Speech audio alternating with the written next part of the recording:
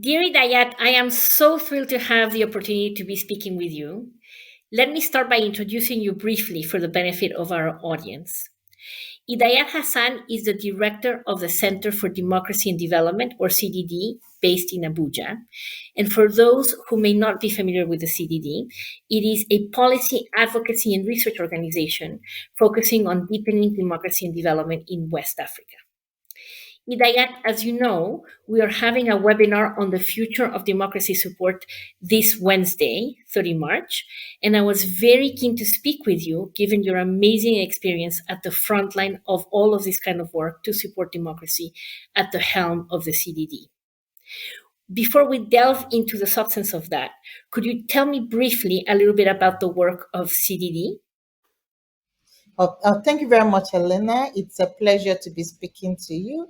The CDD is a not-for-profit think tank based in Abuja, Nigeria, but with interest in West Africa, and of course, doing a lot of Pan-Africanist engagements. It's a Pan-African. CDD was actually created to mobilize global opinion and provide an independent platform to critically analyze democracy and development in West Africa.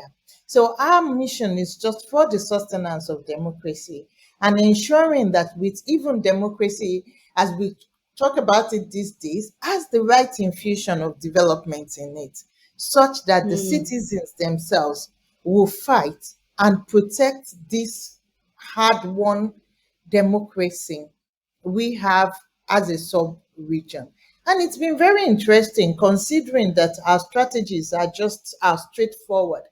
Broadly, it's about using evidence to influence policy change in the work that we do. But in the midst of all that, we are very big on partnership. We are very big on advocacy. We are very big on capacity building and research as well. And for everything we do, it's just ensuring that the policy shifts in such a way that it benefits the citizens. Excellent. Really, really good. And thank you for that very brief overview of the CDD. Let me ask you a broad question, and then we can focus a little bit more specifically on CDD's experience. But from a broad perspective, how do you think the field of democracy support has evolved over the past, say, 10, 15 years? Standard approaches to democracy have been criticized for being too technical and for not recognizing and grappling with underlying politics and power. Do you think this remains a fair criticism? Or are there areas where you think there has been some innovative thinking and practice in trying to engage more explicitly with the political nature of the challenge of promoting and supporting democracy? And if so, what do those efforts look like? Where have you seen them?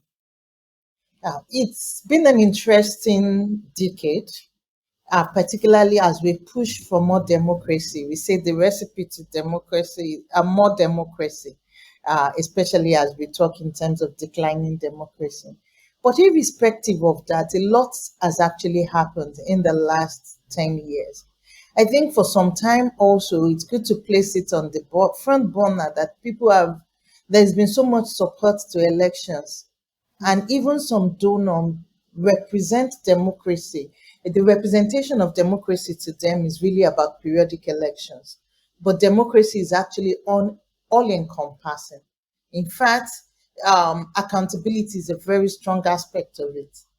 Even election work is pre-election, during election, and post-election itself. The role of citizens itself, the quality of democracy, sustaining this quality of democracy such that it actually brings what people think, not just rights which are very important and fundamental, but having enough development quotient infused into it has been a challenging. There have also been positive, particularly as citizens rise up. We say in Africa, we have seen citizens movement. We have seen resistance of also political parties to authoritarian government. People have been innovating. Social media has actually been a positive. So there has been lots of positive, but in the midst of this positive, there has also been tension, going right to your question. And these tensions are three-pronged.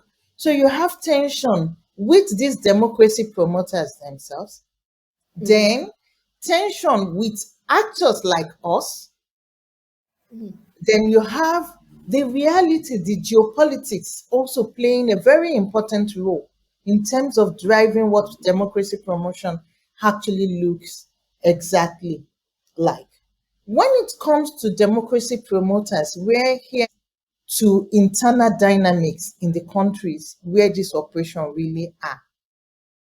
People are not really looking at it that contest matters.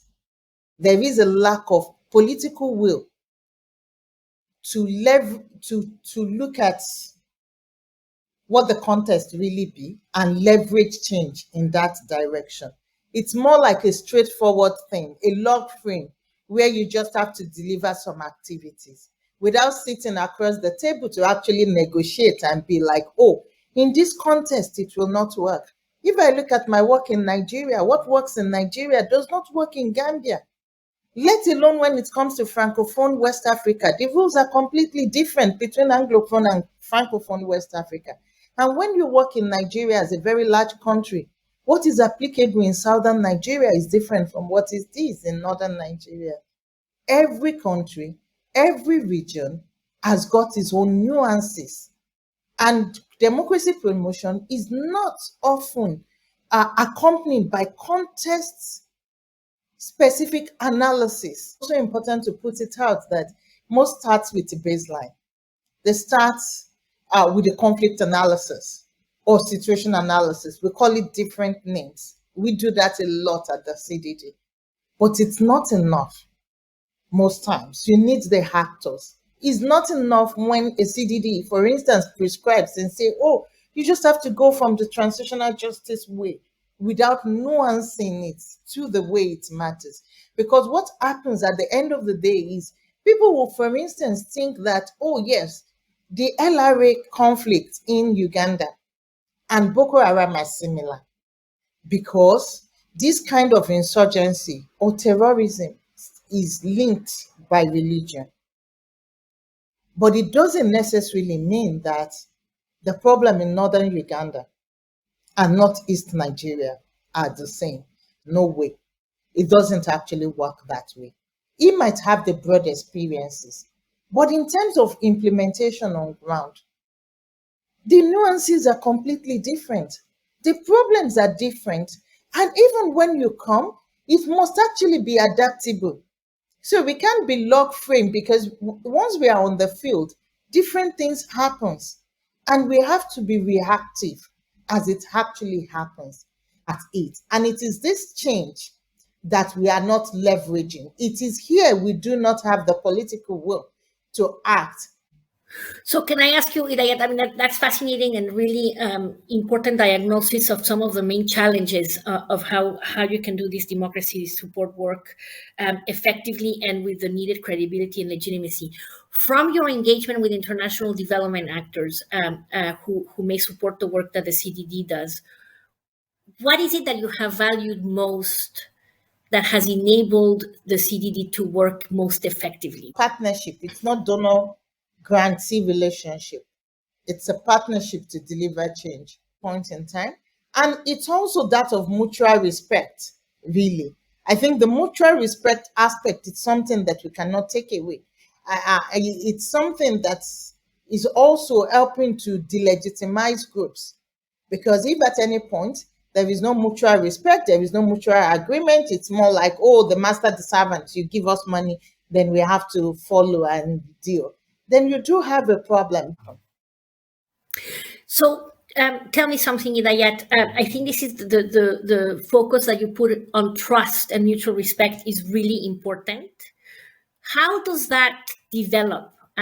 Have you had long-term relationships with certain international development actors where you feel you have that kind of open space to really engage in this more trust-based way, or where does it come from?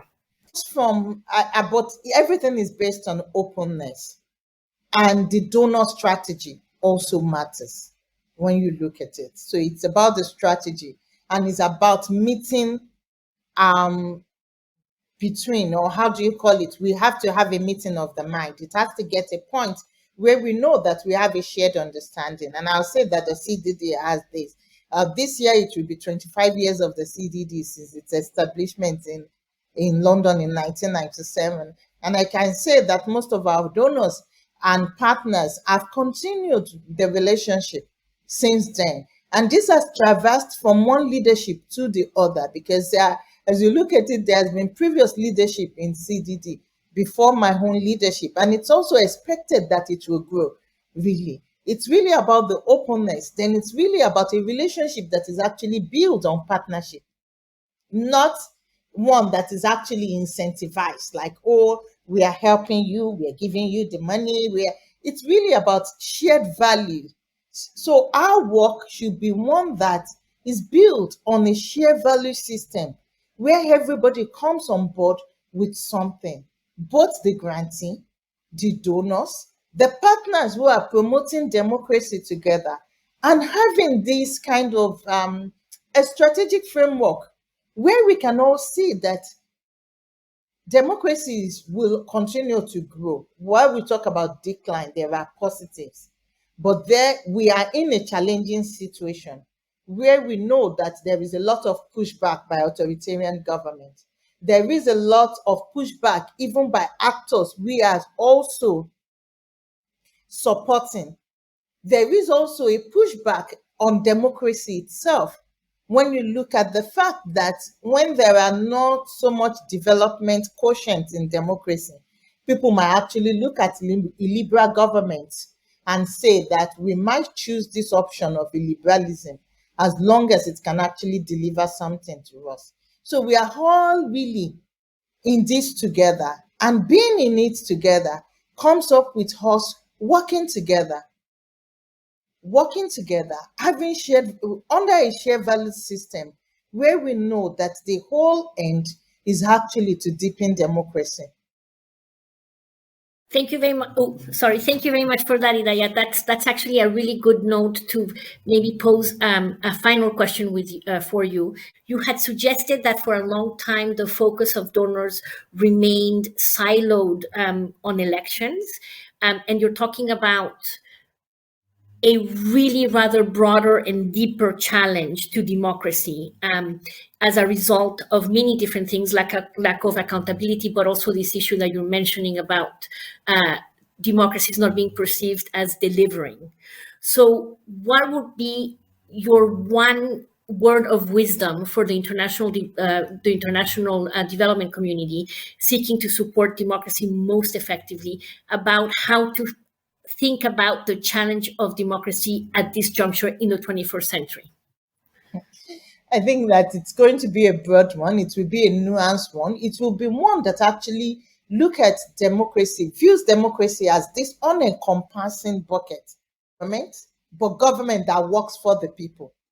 And then nuancing our support in such a way that captures the two. It's not just about having a government, but it's a government that actually works for the people. And at all points, that means human rights promotion.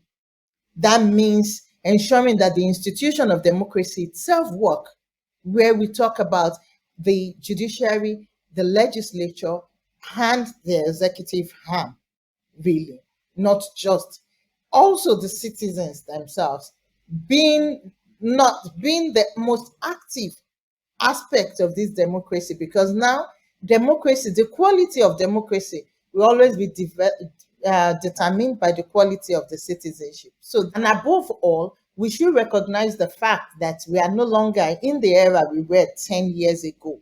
We are in the era of information disorder, where the already waning trust, trust is already so weakened and will become more weakened unless we act. And that is why we should act, and act promptly and inclusively in all our responses. Thank you, Idayat. That is a very thoughtful and compelling way to capture the nature of the challenge. You have highlighted very, very eloquently the need to think about democracy support in less siloed and in more holistic ways, building synergies across different areas of engagement, including not only elections, but also issues related to how we support the citizens of the 21st century to demand accountability, and also how we tackle the challenge of digitalization and all that comes with that.